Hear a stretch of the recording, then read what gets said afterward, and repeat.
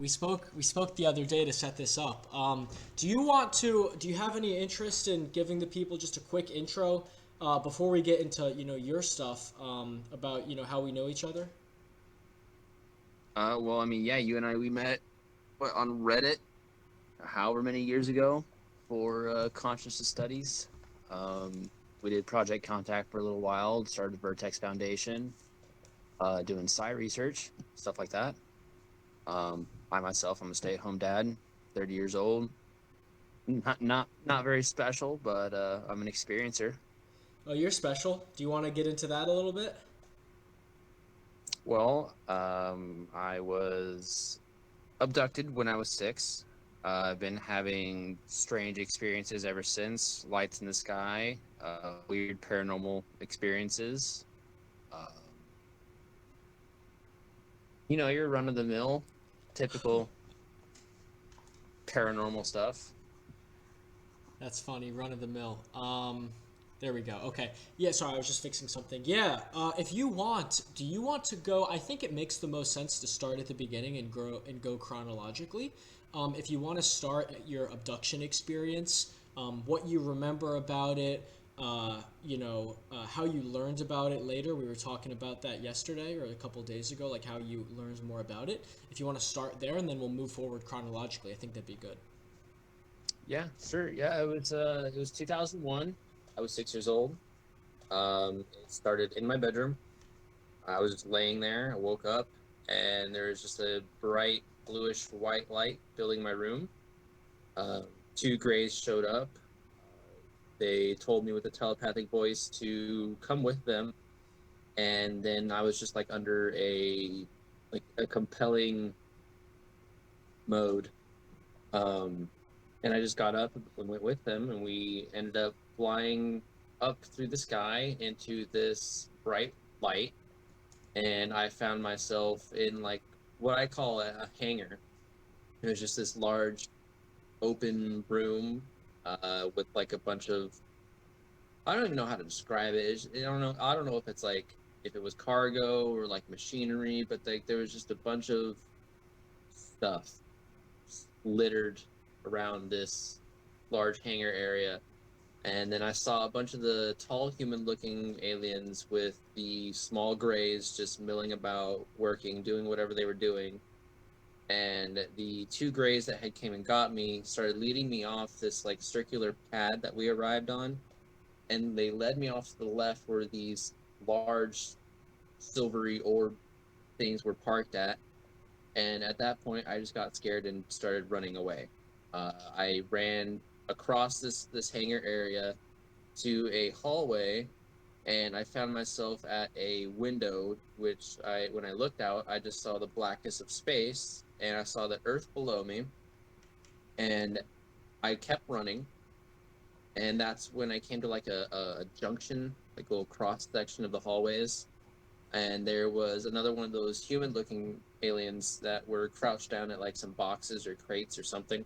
I don't know what it was, but when it noticed me, it grabbed me and in a telepathic voice, it was like, "Yo, whoa, hey, you're not supposed to be here." Um, like it wasn't a one-to-one translation or anything. It was just like that's what I felt. Um, at that point, I became paralyzed. Uh, and that's when the two grays came and got me. And they either floated or carried me. I remember my feet weren't touching the ground, but we were going back down this hallway, and they led me into like a brown diffused light room. Uh, and they laid me down onto a table where a large praying mantis looking being came around the table, grabbed my head, turned it to the left, and then stuck a large needle into the side of my neck. And then that's when everything just went fuzzy. At that point, I mean, the whole time I was sitting there, like laying there on the table, like the two grays are just like off to my like I don't know what to call it, like 5 o'clock, 2 o'clock, I don't know. Uh, but it was off to the side of the table. They were just staring at me. Like there was no communication. They were just staring at me. And when the mantis was done, The Greys took me off the table, led me to an adjacent room, and then they showed me a small black box that when I opened the box, it just exploded into light. Uh, and the whole explosion of light was a telepathic informational download where I saw like memories, maps, numbers, symbols, all kinds of random bullshit. And the one that the thing that stuck out the most was a memory of my own past life, like my most recent past life, where I lost my family in a car accident and then shot myself. And then once that memory was done playing, the Greys took the box back, and then they led me out of the room back to this circular pad, and then they led me back down into my room, laid me in bed, and walked away back to my window. One of them turned around, and then another telepathic voice, one of them said, "We'll be seeing you again soon." And then that was it. They just phased out. They were gone. Light was gone. Everything was back to normal. I was just left there, sitting in my bed. That's fascinating. I have so many comments and questions. So one of the things that sticks out to me and what I like so much about your experience is like it literally hits upon and corroborates like all these different motifs that you hear about in the NHI phenomenon. You literally have mantids, Nordics, and Greys all in one place, seeing them, meeting them in one experience. Like that's awesome. And dude, the orbs, like those metal orbs, that is Mm-hmm. a one of the more common classes of UAP are like these Mm-hmm. little drone orbs that fly around, and there's reports of them coming out of the ocean and things like that. It's such a fascinating experience. This this black box and the information download that you got. I want to go into a little bit more depth about that. Did you remember that immediately? Like, what was the experience like directly after you had this download of information? Did you like wake up and go to your parents and you were like, "Hey mom, hey dad, I got abducted and the aliens told me I shot myself in a past life." Like, what was your immediate reaction to it? Obviously, because you were so young, and kind of what followed that. Honestly, nothing ever happened. Like it was just I just went back to normal life. Like I don't like the whole after everything happened, it was just like a nightmare to me that I just shrugged off. Like how do I wasn't a very talkative kid. Um Part of this is probably why. Um I know I've got I always blame my insomnia on this experience. But who knows?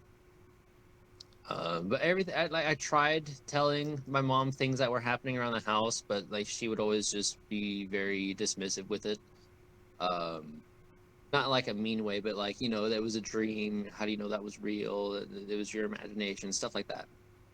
Um, I don't know. That just went on, and then I just kind of buried it, and then like that's when the dreams, the recurring nightmares would happen, and then like I would start just seeing like red balls of light come down through the clouds and like fly into the forest. And then there would be like I'd be scared of like this newspaper that was hanging on the wall and like in the corner of the room because there was always like a dark energy towards it, or like I just had like weird moments where, like I felt like there was something standing at the end of the hallway, like at late at night, like because the hallway was pretty long, and at night like the darkness at the end of the hallway, like it would mask like what's inside the room. Even if the door was open, like you still couldn't see past the door frame. It was just really dark in there. So that always freaked me out. I don't know, just and then like disembodied voices. Like I would hear a woman's voice come through and like try to say hello, and it was like a very crisp, angelic uh female's voice. It was come through and like always like one or two words, but it was very, very, very rare. Um, just shit like that for like I don't know, 15 years until like the real paranormal activity started happening. So I do want to get into all of that, but first I have a couple follow-up questions. So after this experience and up until today, right? You mentioned that they stuck something in your neck. Do Mhm. you have any suspicion that you have an implant? I have no idea what I have. I don't even know if I have anything in there. I don't feel anything. Nothing hurts. I've never gotten an X-ray or MRI. I've never. I don't know. You I, should. I looking back on it, it just felt like because I was paralyzed on the table, and then the thing puts a needle in my neck, and then I'm not paralyzed anymore, and everything's just fuzzy, and they lead me off the table, and I'm walking. So I don't know if it was like some kind of medical thing, or what, to like help with the paralysis, or whatever they did. But I don't know. I don't think I have a tracker or anything, but I don't know. Interesting. And then the It other could be a question I genetic have. tracker. I don't know. I don't know what they did. Yeah, and then the thing we spoke about, you mentioned this the other day, and I'm actually interviewing another abductee either today or tomorrow or something, hopefully, who I spoke to the other day named Sean, and he told me something and I told you, and then you perked up when I said this. He got abducted in Mexico and he got hit with like a couple of lasers in his head, and to Oh, this day, and I mhm. actually noticed and I saw it on him, he's got a patch of white hair like on the side of his head. That's okay. There you go. You know what's funny? Mhm. His is there too. His is like on the side of his head in his temple. Do you have any knowledge of the history? Did you ask your mom if you had that when you were a baby? Did you always have it? When did you I've notice had it it? as long as I can remember. You have you ever asked your mom? No. You should. You should be like, "Hey, did this like randomly happen one day or did I have this when I was a baby?" Cuz it I'll could be have to see what related to the happens. experience, right? Mhm. Could be. That's where my brain immediately goes. But yeah, Sean, this other guy who was abducted, he went a trip in Mexico and he has like a little gray spot right here and one on the back of his head where he was hit with like a laser and it appeared. And then he was like an adult when this happened. So Mhm. very fascinating. Okay, next what I want to get into the hitchhiker effect. And before we get into yours, I just Yeah. want to define the hitchhiker effect for anyone who's listening who might not know. The hitchhiker effect is an effect where people who have an abnormal, paranormal experience at some point in their life, often involving some sort of a non-human intelligence or UFO abduction or something like that, they seem to have some force or some entity that follows them through their life and just kind of plays tricks and does paranormal things. So the most common, reported effects of the hitchhiker effect are orbs floating around. Like people report orbs floating around their house. Like Lou Elizondo famously reported this. It's reported in the book Skinwalkers at the Pentagon, with a bunch of those guys at Skinwalker Ranch. The other one is like shadow figures, like entities who they kind of look like walking shadows walking around. Like there's these all sorts of paranormal effects that happen after experiences, often UFO abductions and encounters. So, Zach, if you wouldn't mind, tell me about your experiences with the hitchhiker effect, when they started, what sort of experiences you have, and are they happening up to this day? I would say the hitchhiker effect, as people call it, probably started maybe in my early 20s. Um, that's when everything really started showing itself, the shadow people mostly, and like the poltergeist activity. Because I mean, the poltergeist activity has been very far and few between. Um, probably a handful of times in my life. I've had things, fly off the shelves in my bedroom. I've had things move across the counter. I've had, I wouldn't say countless, but I've had a hell of a lot of shadow people sightings. My wife and I have had shared encounters with shadow people and like these small marble-sized orbs of light, probably like the size of a small bouncy ball. Uh, flies through our house, through our walls, through our doors. Always, then we always notice it's always upstairs and it's always around our children's bedrooms. And then the shadows have been in our yard. They've been inside, like on our staircase or in our hallway upstairs, always hanging around our bedroom, like standing outside of our bedroom, just like in the hallway on the top of the stairs. We always see activity there. Um, that's pretty much it for like what you would probably qualify as hitchhiker effect. If not, it's just paranormal activity because this whole land is just, I wouldn't say haunted, but like there's some shit going on. Uh, I don't know. It's been fairly active since my early 20s. Interesting. And one thread I want to follow up on, with your abduction is you said that when the aliens dropped you back off, they said to you, "We'll see you again soon." Do Hmm. you think that you were abducted or had another encounter and just don't have memory of it or got your memory wiped? And then if not, do you think you're going to have one in the future? I've had like I don't so we've had visitations, but I can't for certain say it was these same beings, coming back because they said they would. Like they've every encounter has been with a different type. Um, since the abduction, I don't have any waking memories of them coming back, like specifically those ones. Um, but I wouldn't say like any of my waking remembered experiences happened until I was in my mid to late 20s. Everything else has been paranormal or like lights in the skies. I do remember when I woke up in the middle of the night, paralyzed to my bed, and my wife was next to me, and there's three of these tall. I don't know if they were mantids, but like they had long necks. That was the identifier for sure. They were tall and they had long necks. They were standing around our bed. One of them was holding a small box with like that was shooting out a green grid-like laser onto the bed and like onto us. And I woke up and I tried to like fight back, but then they looked at me and that was it. I was out. And then I always thought, that was just maybe a dream, but I don't know. It didn't feel like a dream. I woke up one night and then there was one crouched by our dresser, and I remember walking up to it, reaching my hand out to it. It was looking up at me, and then I just blacked out. And that was like another gray type, but it was like a human height gray. Um, and there was the one at our apartment. That one was tall and had white skin, like pale white skin, very thin, had an egg-shaped head with large almond-shaped black eyes. My wife and I both saw it. Um, and then when we moved back to Washington, we had what the natives out here call the Watitas, which are the ancient little people. And they were like probably 3 foot tall, and they had like an active camouflage. Like there was a whole group of them, like 6 or 7 of them, maybe 8, coming down off a mountain. And they were just playing in the yard, literally just playing, running around.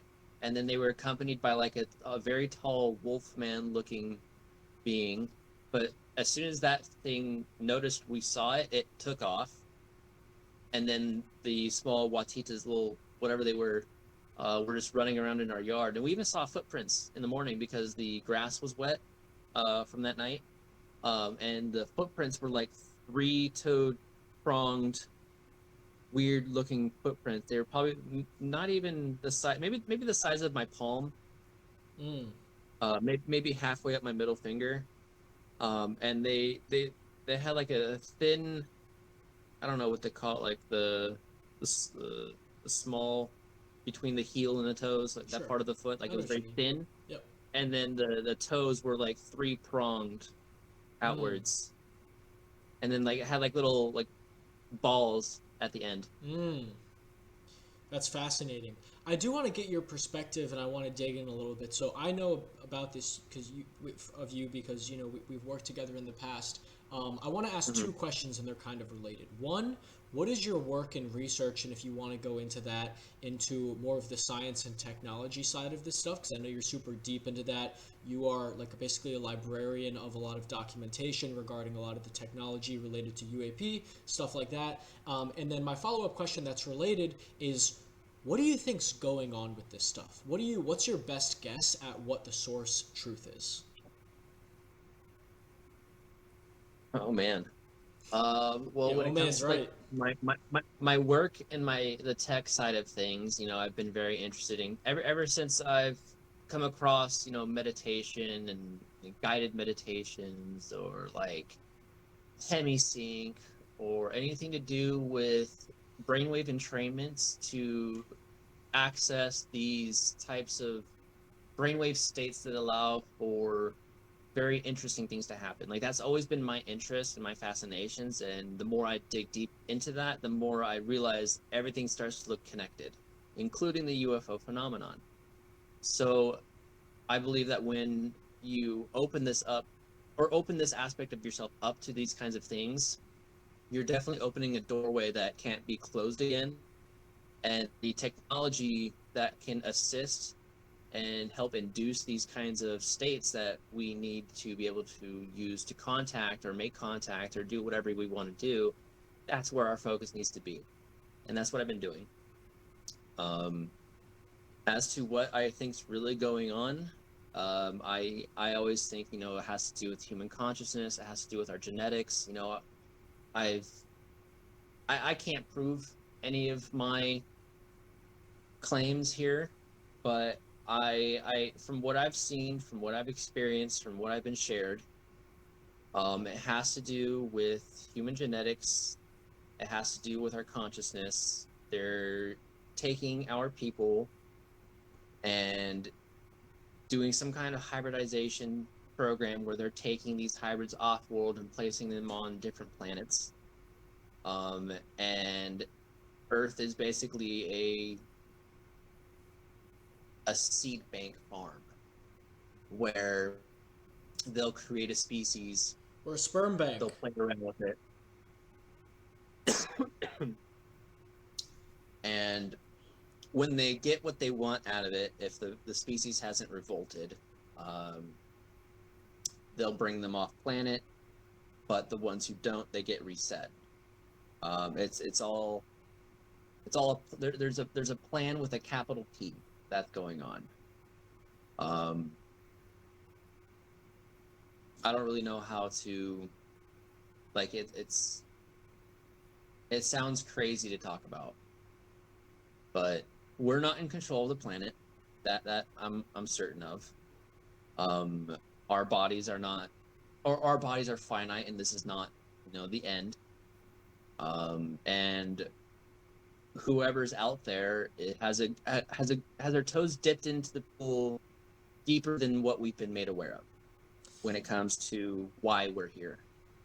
I want to ask you about the nature of these entities who are, kind of controlling our planet. Do you think that they are like us, just three-dimensional beings that evolved on a different planet and got hyper technologically advanced beyond where we are? And then if so, what do you think that technology is, or what type of technology? Or do you think it's some sort of an interdimensional, I know that's a weird word to use, but just entities that exist or can exist outside or partially exist outside of our plane of existence, what we understand? Or do you think it's a mixture of both? It's a mixture of both. Do you think there's Um, separate entities that are each, or do you think it's just entities like us that they're evolved separate. and They're separate technologically? factions. They're separate Interesting. factions. Different species, yes. Different factions as well. Um, some I've been made aware that one of these groups are from a different galaxy. One of the human-looking groups. One of the human-looking species are pure androids being piloted remotely by consciousness interface. And then one of them are us, but they're hybrids. Um, and then the grays. There's different types of grays. There's the ones that are just seen as tools and just drones that share this hive mind Wi-Fi like consciousness. And then there's the tall ones who are more,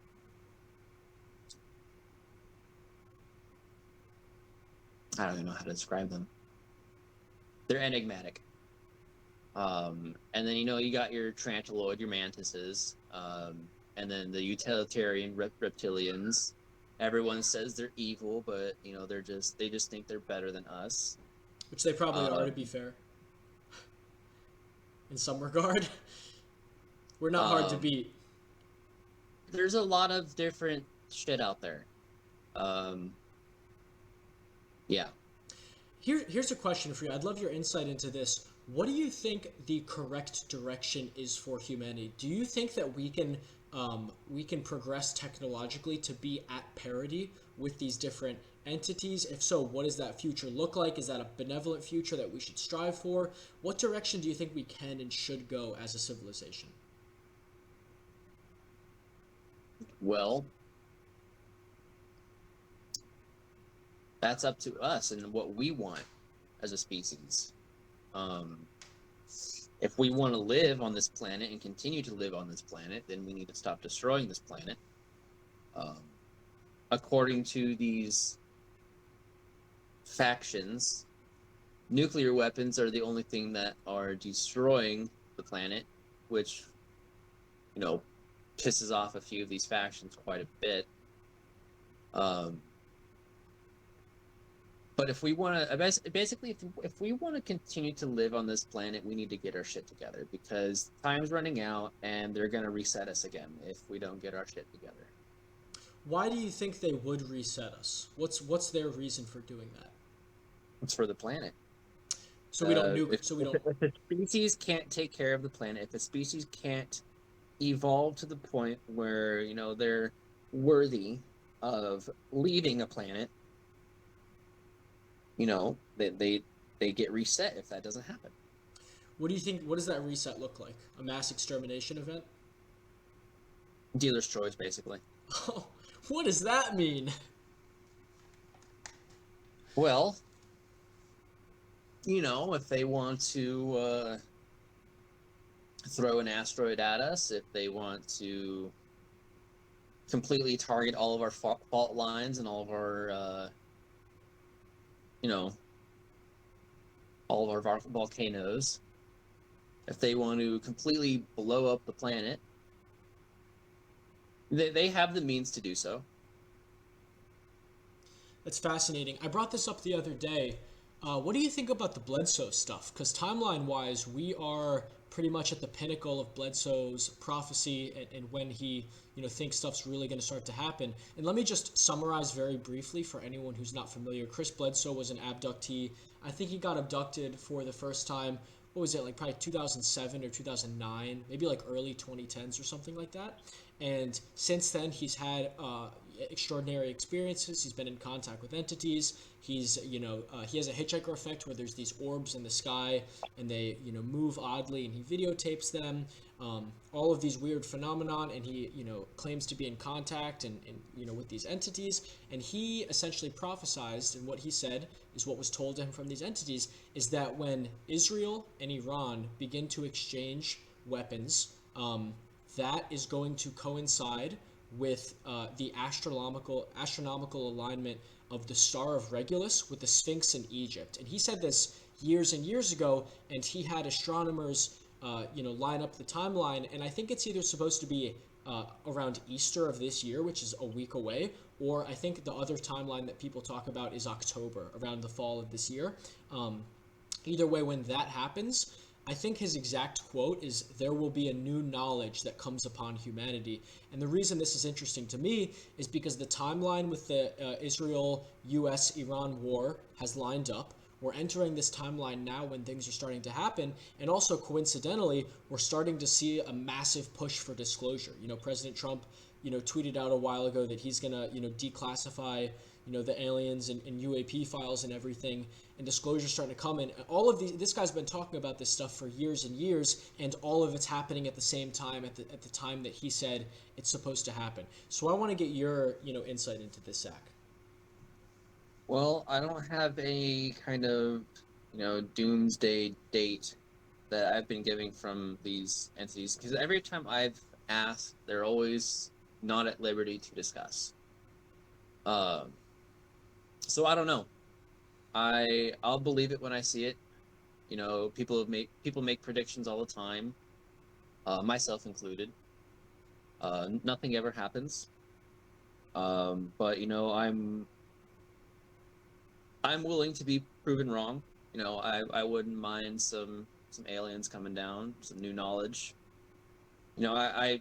I still think there's some shit buried underneath the Giza plateau, and I've always been made aware. And I guess that's one thing these entities have told me to do is to remote view and astral project into the pyramids and into the Sphinx, and that's how you'll unlock the secrets of that area.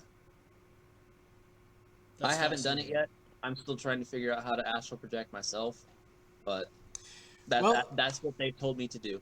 I know some remote viewers, so it's not necessarily just remote viewing. You have to go there with your light body. You have to go there with your essence, your consciousness itself, like outside of the body. You have to go there in a space beyond this one, because that's where the secrets are kept, underneath the Sphinx and underneath the plateau. And that's it's not accessible. Like, yes, you can go there now with your physical body, but you're gonna hit a dead end, and you're going to hit a wall that you need to be able to go through at a certain, I don't even know the word for it, not like a presence, not like a frequency, but like you need to be a certain, I don't know how to describe it. Like yeah, but you need to be in your light body. You need to be outside of your body to be able to access this. Gotcha. I don't have the Maybe words for it. I know some people who I think can do that too, so maybe I'll ask them and report back to you. So Zach, I want to wrap this up, and I want to just leave this kind of open to you. If there's anything else that you want to discuss, or there's anything that you want to leave the people with, it's all yours. Well, I don't want to get all prophetic, but the end is near. And if you want to see what's next, you need to get your shit in order. And I'm speaking to all of humanity. There we go. I think people need to hear that. I think we really, as a civilization, need to get our stuff together. So that's a good message. Okay, let's bounce, dude. I really appreciate the interview. I mean, we have so much history together. Like I've heard all this stuff before from you, so but it's nice to get you to say it again, for the other people out there. And let's keep in touch. I'll keep updating you with the project with ARV Collective and what I'm doing, and then you do the same. And if I, meet any more people who are in contact with aliens, I'll try to get them to send the aliens your way. I know you want to get back in contact. Yes, sir. Awesome. All right, sweet dude. That's good. I'm gonna stop the recording. Here we go.